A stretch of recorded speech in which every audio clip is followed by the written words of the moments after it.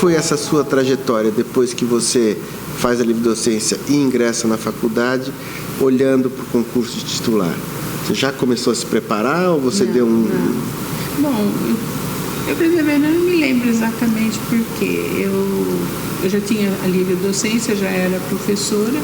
O próprio professor Cretella acho que me incentivou um pouquinho a fazer. E você vê que foi um período, uma distância curta. Eu fiz a livre docência em 88 e em 91 eu prestei o concurso para titular. E eram 4 candidatos naquele concurso, era Aldete, eu, Edmir e o Gualazzi. Eram os 4 professores. Os 4 que já eram professores efetivos aqui, né? E daí eu ganhei, mas você sabe todo o desenrolar dos acontecimentos. Mas no concurso titular você não errou o tempo, né? Não. Até eu fiquei bem em cima de ultrapassar o máximo. Eu cheguei quase no limite do tempo máximo, né? Não sei se você teve essa experiência, mas tem aquele tempo mínimo, né? Os 40 e o máximo de 60. E a gente fica acompanhando, mesmo tendo treinado, é impressionante, né? Você ensaia, mas na hora... E aí, não sei se você teve essa impressão, mas eu tive, tanto na livre docência quanto no ingresso e na titularidade. Quando passa os 40 minutos, você tem um alívio. Dali a pouco você começa a ficar nervoso de novo. Está chegando. Tinha um funcionário que trocava água, né? Lá para lembrar que estava... O Eduardo, estava no tempo, né? Mas aí... Mas que é um sofrimento, o concurso né? E eu tinha sempre uma marcação nas fichas, da onde eu tinha que estar com 40 e aonde eu tinha que estar com 55. Porque aí você tem que fazer um fecho, não dá para você parar. E aí era um negócio porque você estava prestando atenção no raciocínio, na banca, para ver se a banca sorria ou fazia cara feia, no relógio. Mas a banca não se manifesta, eles ficam ficam impassíveis, mas às vezes você, por exemplo, não sei se você teve essa impressão, você começa, porque no começo a gente está sempre nervoso e começa mal. 5 minutos é passar o nervoso. Aí quando você engata, às vezes a banca não sorria, mas faz uma cara um pouco mais aliviada, bom, agora vai. Pegou. Eu treinava em casa a aula para ver quanto tempo eu demorava. Mil vezes. Um monte de vezes. 1000 vezes. Mas a gente sempre erra. E aí, a tua experiência do concurso, como é que você lidou com o pós-concurso, com recurso? Demorou para ser homologado, né? Você chegou a... Acho que foram bem uns 2 anos. Não, ele foi logo homologado, mas... eu não me lembro assim, porque eu terminei o concurso e eu e o Walter tínhamos combinado o seguinte: vamos programar uma viagem para a Europa, isso antes do concurso, né? Se eu ganhar, a gente vai comemorar. Se eu não ganhar, a gente vai lá para distrair, esquecer, né? E daí eu ganhei e faltavam uns 2 ou 3 dias para a gente embarcar. E o professor Junqueira, que era o diretor naquela época, me telefona falando: olha, o professor Odete entrou com recurso. Eu vim pegar aqui o recurso e tive que dar a minha resposta, um prazo rapidíssimo aí de 2 para poder viajar. Porque eu ia viajar, né? Eu diria que aquilo é evidente que me deixou preocupada, eu fiquei assim... um pouco assustada, mas não chegou a prejudicar a alegria da viagem. Conseguiu aproveitar. Consegui aproveitar, né? Mas a história foi longe, né? Porque a congregação aqui passou 5 vezes na congregação. 5 sessões. Eles não decidiam. E na 5ª vez, o professor José Afonso deu um parecer que acabou comigo, né? Criticou tudo, disse que a minha prova aquela prova que não chama de idade, prova de erudição, que era de uma simplicidade franciscana, que o tema da aula não era de direito administrativo, porque eu escolhi o tema de participação popular na administração, mas disseram que não era... Hoje é, né? Eu peguei até, na minha resposta, depois eu peguei até livros de direito administrativo estrangeiros para mostrar que o assunto era tratado no direito administrativo, né? E eu sei que daí, com base no parecer do professor José Afonso, a congregação decidiu não homologar o concurso. Daí eu que tive que entrar com um recurso para CLR. Mas nessa época eu já estava trabalhando lá, já era chefe da consultoria jurídica da USP, né? E a minha nomeação saiu rápido, eu tomei posse. Como é que foi? Porque daí foi para o Conselho Universitário, o meu recurso foi para o Conselho Universitário, e lá eu ganhei por uma larga margem, né? E assim que saiu a decisão do Conselho, já fui nomeada e tomei posse. Ainda era o Junqueiro, o diretor? Acho que sim. Ele devia ser presidente da CLR, né? Inclusive, quando foi a decisão do Conselho Universitário, ele me mandou um bilhetinho dizendo que ele se sentia mal, mas que ele tinha que votar contra mim no Conselho Universitário, porque ele tinha que acompanhar a decisão do Congresso. E quem também quis justificar o voto foi o professor Fábio Nusdeu, que era representante da congregação no Conselho. E também disse que ia votar contra mim, mas que a pedido dos filhos, que ele tinha que se justificar, não sei o quê. Mas mesmo com o voto deles, eu ganhei no Conselho Universitário, né? Depois que eu já tinha sido nomeada, tomada posse, a Odete entrou com mandado de segurança e perdeu na primeira instância, e depois ela ainda recorreu para o tribunal, mas antes do recurso ser julgado, criaram outra vaga para professor titular aqui, e ela daí desistiu do recurso, né? Quem era a banca? Era o professor Manuel, o professor Dalmo,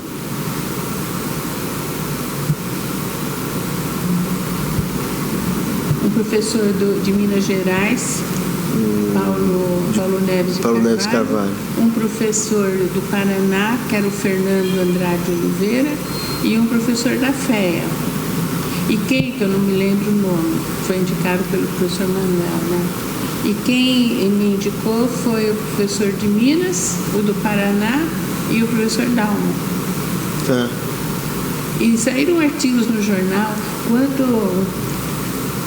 dizendo que eu tinha que eu tinha ganho concurso por causa do corporativismo, não sei o quê, mas nem sempre, porque dois que me indicaram eram de fora, não eram aqui da faculdade. Mas era um corporativismo, porque os professores todos concorreram, eram da casa, né? Todos eram da casa. Mas corporativismo, né, acho que parte da banca, né? Eu entendi isso. Tinha um jornalista, que até eu não me lembro o nome dele, mas ele escrevia muito sobre direito, matéria econômica, ele nem era da área jurídica. Eu fiquei com horror por ele, porque ele escreveu um artigo assim, realmente carregando, né, contra a banca e contra mim. E o professor, saiu na Folha, o professor Dalmo quis exercer o direito de resposta, a Folha não permitiu, porque o artigo criticava a banca. Daí ele escreveu como carta ao leitor. E, olha, foi um período difícil e eu não quis contar para os meus pais, mas saiu no Estadão. A minha mãe lia o Estadão todos os dias, da primeira até a última página, e ela viu lá, né? Foi um período muito difícil. Foram o quê? 3 anos? Acho que durou bem uns 2 ou 3 anos, até que fizeram outro concurso e a Odete entrou, né? E os outros professores no outro concurso não concorreram? O Edmir acho que concorreu, o Alás eu não me lembro, o Edmir eu sei que concorreu. E o recurso era só da professora Odete, nos outros não? Não. Ah, tá. E voltando um pouco a essa sua reflexão, essa relação com o direito privado, né? Você tem uma uma visão que é uma visão muito interessante de entender o direito administrativo não como uma coisa apartada, mas algo dentro do sistema jurídico, que não era, na época que você escrevia, não era a tradição. A tradição era todos aqueles livros começando a dizer por que da autonomia do direito administrativo. E você, né, nunca foi uma pessoa de confrontar, de romper, mas sempre fez essa passagem demonstrando o conhecimento dos estudos de direito privado e aplicando no direito administrativo, sem com isso, né, despublicizar o direito administrativo. Isso foi uma convicção metodológica, uma apropriação do seu conhecimento de direito civil? Onde se dá isso? Não sei, o fato é que quando o primeiro ano da faculdade, que eu não cursei, o professor era o Washington Barro Monteiro. Uhum. Eu estudei pelo livro dele para passar do segundo ano. E depois, os outros anos do curso civil foi o Silvio Rodrigues. Então, eu tive 2 grandes professores. E até hoje eu tenho os livros deles lá que já estão fora de época, porque é outro código hoje, mas eu não tenho coragem de me desfazer dos livros, porque eu acho que eu tive uma excelente base em direito civil, né? E às vezes eu falava para os meus alunos aqui da faculdade, terceiro ano, se vocês não souberem direito civil, principalmente a parte geral, vocês não sabem nada, porque aquela parte geral se aplica em todos os ramos do direito. Eu falava isso para eles, né? E eu acho assim que eu gosto do direito civil também. Até hoje eu gosto. Eu acho que isso... Agora, o tema da servidão foi sugestão do professor Dalma. Eu aqui, depois, quando fui para desenvolver a tese, que pus um capítulo sobre a servidão do direito privado. E o professor Cretella fazia muita comparação também entre o direito administrativo e o direito privado, esses institutos, né? Então, foi isso. Agora, aquele tema do direito privado na administração pública, aquele foi bem escolha minha mesmo. E porque na minha vivência da Procuradoria, eu via que o direito privado tinha aplicação em inúmeros casos. A gente não foge muito do direito privado, né? E foi um tema que até hoje eu acho que é útil. Eu estava escrevendo essa semana aqui um artigo e falando que quando a administração usa o direito privado, o regime acaba sendo híbrido, porque o direito público sempre derrola um pouco o direito privado, né? Então, sei lá, nunca me desliguei inteiramente do direito civil. Eu acredito que seja pelos professores que eu tive, grandes nomes aqui da faculdade, né? E quando eu comecei o segundo ano, que era o Silvio Rodrigues, eu não anotava aquilo que ele dizia nas aulas. Eu falava, tenho livro, vou estudar pelo livro. E quando chegava na prova, não ia tão bem. Daí eu resolvi começar a anotar. Você nunca chegou a ser aula dele? Não. Né? Ele era um excelente professor. O discípulo dele, que era o Junqueira. Né? Muito bravo, o Silvio Rodrigues, na aula dele, tinha que haver uma disciplina muito grande. Se ele ouvisse barulho de trote no corredor, ele ia abrir a porta, já suspendia aluno. Ele era muito bravo. Mas ele era um excelente professor. As explicações dele, ele parecia fazendo teatro, porque ele andava, ele gesticulava, ele quase que interpretava, né? E daí eu comecei a anotar as aulas. Daí eu comecei a tirar 9, 10. Ele foi realmente um dos grandes professores que eu tive aqui na faculdade. É incrível como o professor define, inclusive, o teu conhecimento da matéria, né? Eu acho que sim. Mas olha, eu estou convencido que você pode ter melhor estrutura, mas o professor é que indicativa para o interesse. Eu anotava, no fim, todas as aulas, né? E os colegas pediam emprestado as minhas anotações. E a sua letra sempre foi boa? Não, mas eu não sei como eles entendiam, porque eu abreviar homem era um H, direito era um D, mulher era N, assim, mas eles conseguiam entender, né? Eu me lembro um dia que eu tinha prova no dia seguinte, telefona um colega que já era um pouquinho mais velho, acho que ele era da polícia, ele tinha uma função na polícia. E ele telefonou para mim e falou: Maria, se eu posso ir estudar com você, amanhã tem prova. Eu pensei comigo, meu pai vai odiar. Meu pai era terrível, e o Walter vai arrancar os cabelos, né? Daí eu falei: não, você pode vir buscar o caderno que eu já estudei. Daí ele foi lá pegar meu caderno, mas olha, foi muito grande a quantidade de vezes que meus cadernos circularam. E o professor Pará, que foi meu chefe na procuradoria, eu fui aluna dele em processo civil. E ele, de vez em quando, dava umas questões para a gente responder em casa. E eu respondia aqui. E, de vez em quando, os colegas pediam emprestado a resposta. E um dia, um colega foi chamado para responder, e o professor perguntou: foi você que fez? Ele falou: não, foi a Maria Silva. Ele não teve coragem de mentir. Então o professor desconfiou que não tinha sido ele que fez. O professor conhece a gente. Dá um pulo na tua experiência profissional fora da faculdade, que, como você disse, acabou influenciando um pouco as suas opções, né? Você foi procuradora até se aposentar, procuradora do Estado na área consultiva, e teve uma passagem pela Procuradoria da USP, né?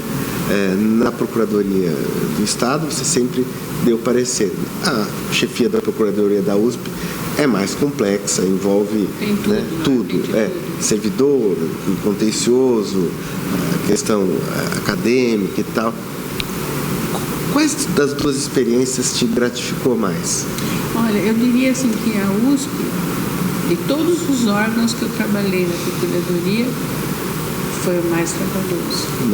Nossa, foi muito trabalhoso, mas tinha um corpo de advogados muito bom. Aliás, tinha alguns procuradores do Estado afastados prestando serviço. Uma que trabalhava lá na época, acho que você não foi procuradora, você não deve lembrar dela, a Dora. Sim. Dora Maria de Oliveira. Sim. Ela era procuradora lá na USP. Ela depois voltou para a Procuradoria, voltou, né? Acho que chegou a trabalhar na assessoria técnico-legislativa do Palácio. Não sei se ela chegou. Eu conheci.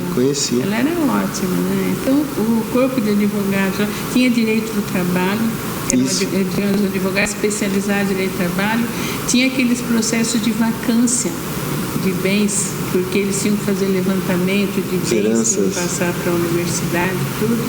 Então, foi uma experiência muito boa. Nesse período, quem era o reitor? Era aquele lá de São Carlos. Hoje eu não sou boa de nomes, né? Vamos lá. Não era o Fava? Não, foi antes do Fava. Então era entre o Fava e o Goldenberg? O Goldenberg? Provavelmente. Você lembra o ano? Foi em 91, 92. Lobo? Um que depois renunciou, faltava pouco para terminar. Não era o Lobo também? Era o Lobo. O Leal Lobo? Ele que me convidou para ir. Eu acho que ele saiu para ir para a FAPESP, eu acho. Eu não me lembro. Ou para algum cargo no governo. Roberto Leal Lobo, né?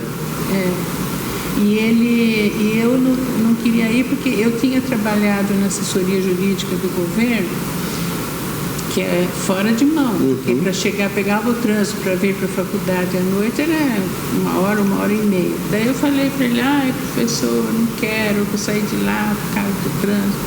Ele falou: não, venha porque eu dou um carro oficial para você. Daí eu fui, fiquei 2 anos lá. E quando terminou, mudou o governador, entrou aquele que era do Ministério Público. O Fleury. Daí Então você foi na época da assessoria do governo no Quercia. No Quercia. Depois entrou. Eu trabalhei na ATL na época do Maluf. Olha só. Então eu peguei 2 governadores assim. Mas é que você trabalhou na época do Maluf, saiu com o Montoro e voltou com o Quercia. Eu fiquei na ATL 5 anos. Eu acho que foi na época do Maluf, mas cheguei a pegar o Paulo Egídio. Quando eu fui era o Paulo Egídio, depois é que entrou o Maluf. E daí eu voltei para a Procuradoria.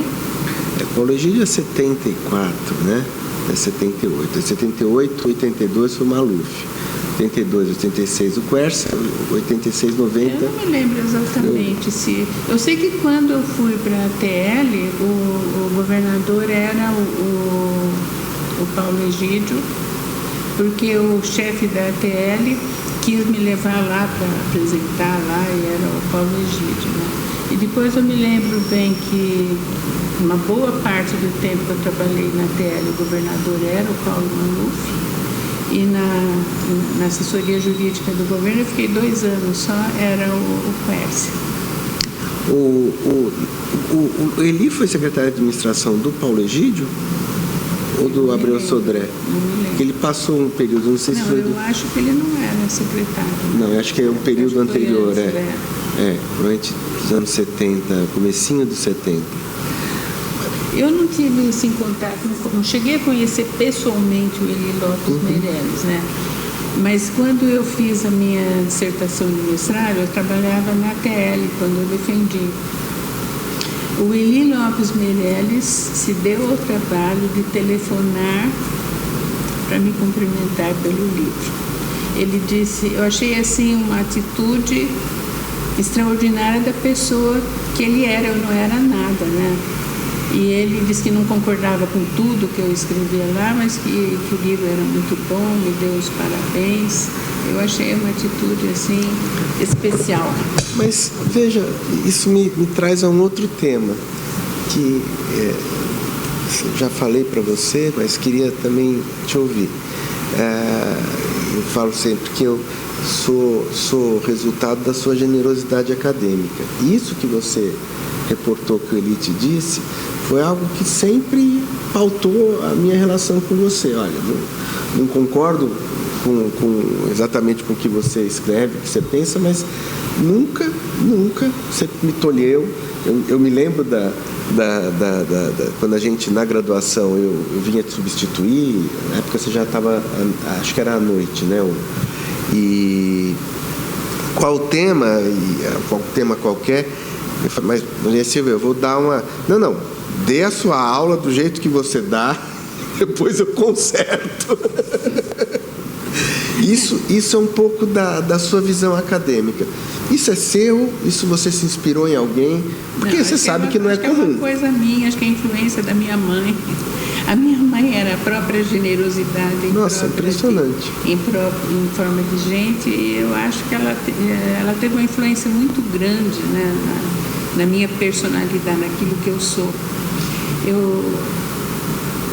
O meu pai, quando eu já estava no hospital para morrer, um dia ele, estava eu e minhas irmãs lá, ele falou, vocês foram educadas pela sua mãe. Porque o meu pai, a função dele era de viajar, ele ficava 30, 40 dias fora. Então, minha mãe praticamente foi a grande educadora, né?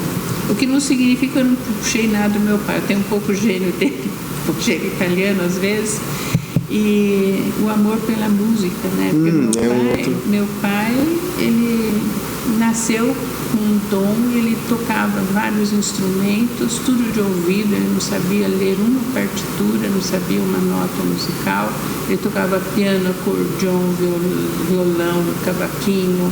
Se desse um instrumento para ele, ele mexia um pouquinho e ele já começava a tocar. Eu puxei o amor pela música, mas não puxei o dom dele. Eu tive que ser tudo que eu toco por música, eu não sei tocar de ouvido, né? Mas ele era fantástico. E os pais, queiram ou não, eles têm uma influência grande, né? Acho que os pais e os professores são determinantes para quem a gente vai ser. A gente tem um temperamento, tem uma propensão mais acima, você se disse tímida, mas eu acho que é muito, muito influente. Eu acho que a minha timidez foi culpa do meu pai. Porque meu pai era tudo menos tímido, era a pessoa extrovertida, onde ele ia, ele era o centro das conversas, ele não tinha inibição, dizia que para ele não existia censura, né? E acho que talvez essa atitude dele, assim, acabou me inibindo um pouco. A minha irmã mais velha é a menos tímida, mas nós todas somos um pouco, eu sou pior, né? Um pouco tímida, mais tímida do que as outras. Mas acho que a tua vivência de tantas décadas em sala de aula fez um pouco a timidez virar uma descrição, mas não necessariamente tímida. Eu nunca te vi num auditório gaguejar.